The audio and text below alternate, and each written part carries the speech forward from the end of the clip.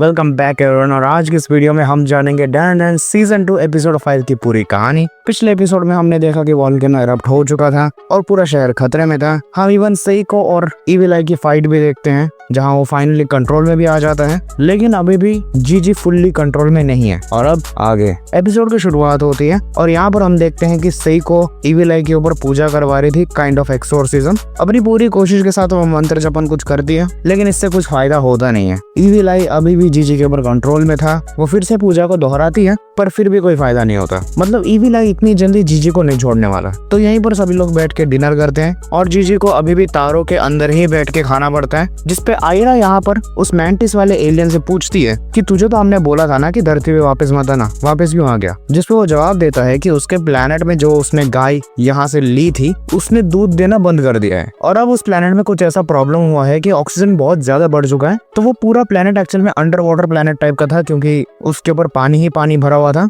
तो ज्यादा ऑक्सीजन होने के कारण वो ऑक्सीजन डायरेक्टली उन एलियंस के लंग्स के अंदर चला जा रहा था। तो वो गाय का दूध निकाल नहीं पा रहे थे, उनको तकलीफ हो रही थी। लेकिन चिकिटा जो कि उसका बेटा है, उसे कॉन्स्टेंटली दूध की जरूरत है, तो इसलिए वो वापस मदद मांगने अर्थ पर आ गया। अब इसी लंग्स के ऑक्सीजन फेनोमेनन को देख के ओकरन फुल्ली एक्साइटेड हो जाता है और उसके बारे में और भी जानना चाहता है। अब यहाँ पर गलती से तारो कुछ ज्यादा ही गर्म खाना खा जाता है और सडनली तारो के अंदर से जीजी भी चिल्लाता है।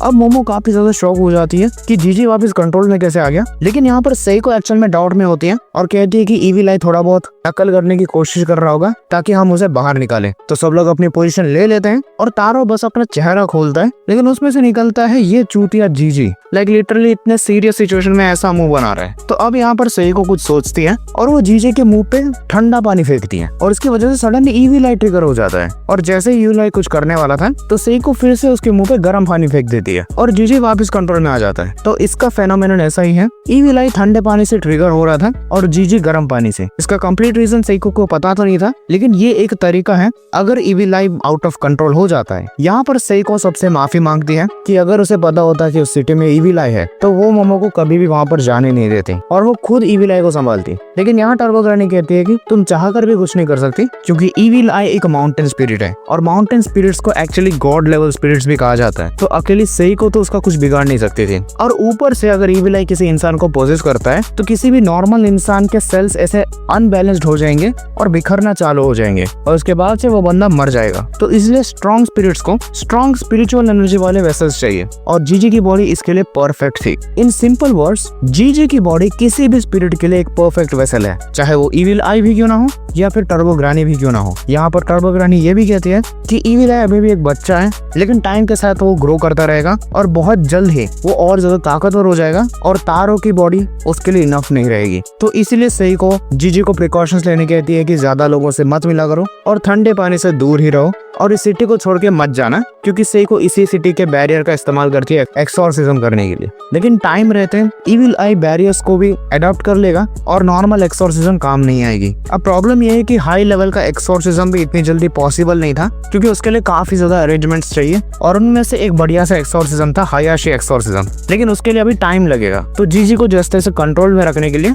सभी लोगों को गर्म पानी का थर्मो फ्लास्क दिया जाता है और जीजी को तारों के अंदर ही रहना पड़ता है और सबसे दूर रहना पड़ता है। अब इसके बाद सब लोग घर जा रहे होते हैं और वो मैंटिस वाला एलियन कहता है कि वो एज ए काउ फार्मर काम करेगा ताकि अपने बेटे के लिए वो दूध अरेंज कर सके। तो अगले दिन ये सब लोग निकलते हैं कार में जीजी के माँ बाप से मिलने के लिए, जो कि हॉस्पिटल में थे। और यहाँ पर ओकरुन और मोमो के बीच में एक रोमांटिक मूवमेंट होता है, लाइक थोड़ा सा हाथ पकड़ना है और जहाँ ओकरुन तो बौखला जाता है मोमो के हाथ पकड़ने से। खैर चलो आगे बढ़ते हैं। जीजी मिलता है अपने माँ बाप से और ये सीन काफी ज्यादा इमोशनल भी होता है थोड़ा बहुत। अब न्यूज आती है कि वोल्केनिक एरप्शन से पूरा सिटी सेफ है और एक और अच्छी बात है, कीटो फैमिली जो कि 200 सालों से ये इलीगली बच्चों को मार रहे थे वो अरेस्टेड हो चुके हैं, लेकिन अभी भी उनके लीडर नाकी कीटो फरार है। अब यहाँ पर सीन शिफ्ट होता है और हम देखते हैं उसी फॉरेस्ट एरिया में नाकी उन पुलिस ऑफिसर से बचते हुए भाग रही है और उसका हाथ भी टूटा हुआ है अब कुछ समय भागने के बाद वो कम्प्लीटली फ्रस्ट्रेटेड हो जाती है और अपना गुस्सा निकालने लगती है। और यहाँ पर आता है बहुत बड़ा ट्विस्ट। दरअसल ये कीटो फैमिली कोई नॉर्मल इंसान नहीं है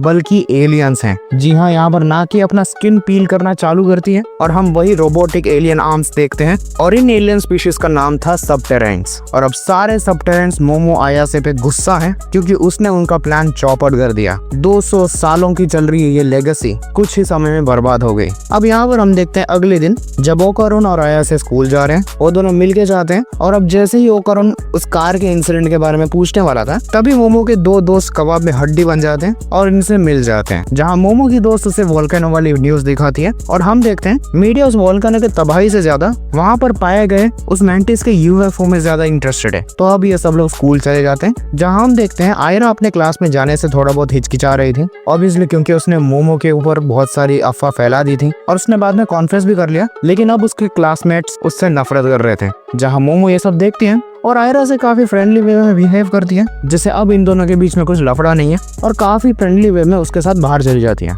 जहाँ वो ओकारुन से मिलती है। और अब मोमो इन दोनों को एक रिक्वेस्ट करती है कि अगले कुछ दिनों तक ये दोनों मोमो के घर रहे, क्योंकि इन केस अगर इविल आई कंट्रोल ले लेता है मोमो अकेले नहीं लड़ सकते, जिसपे इनके नखरे तो शुरू हो जाते हैं एंड इन दी एंड ये दोनों मान भी जाते हैं। अब मोमो आयरा से पूछती है, मेरी वजह से तुम्हारे दोस्त तुमसे नफरत करते हैं तो मैं तुम्हें कुछ फोर्स नहीं करना चाहती, तुम पक्का आना चाहती हो ना? जिसपे आयरा कहती है, हाँ मैं आना चाहती हूँ एंड बाय द वे ये सब कुछ मेरी ही गलती थी। अब यहाँ पर हम देखते हैं कि सेइको के घर में तारो के अंदर का जो भी सील था वो जलने लग गया है। मतलब इविल आई तारो की बॉडी को काफी हद तक एडॉप्ट कर चुका है और अब तारो की बॉडी की कोई नीड नहीं है, सिर्फ वार्म वाटर है जो कि अब इविल आई को कंट्रोल में रख सकती है। तो अब जीजी कम्प्लीटली फ्री है और वो दोस्तों से बातचीत भी करता है, बस अब उसे ठंडे एनवायरनमेंट से काफी स्ट्रिक्टली दूर रहना पड़ेगा। तो रात में सब लोग मिलकर डिनर करते हैं, जहाँ सेइको ओकारुन को सोया सॉस पास करने कहती है। अब सोया सॉस वैसे भी ठंडी रहती है, तो ओकारुन बस उसे पास करते वक्त एक छोटी सी बूंद गिरा देता है, लेकिन जीजी के स्किन के ऊपर गिरने से पहले वो बाल बाल बचती है। लेकिन सेइको यहाँ पर फिर से कहती है कि वो वाला सोया सॉस नहीं, मुझे दूसरा वाला लाके दो, जिसपे ओकारुन दूसरा कंटेनर पकड़ता है,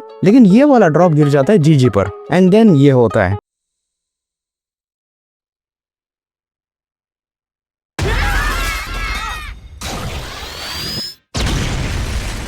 बस एपिसोड यहाँ पे खत्म। अगले एपिसोड में हम देखेंगे इन सभी की बैटल इविल आई से। ऑफ कोर्स ये सबको पेलने वाला है। अब तारो की बॉडी भी काम नहीं करने वाली। हाँ, गर्म पानी को यूज किया जा सकता है पर इविल आई ऐसा करने थोड़ी देगा। तो देखते हैं आगे क्या होगा, उसके लिए तुम्हें अगला एपिसोड देखना पड़ेगा। तो बस आज के लिए इतना ही, मैं मिलता तुमको किसी और वीडियो में, तब तक के लिए गुड बाय।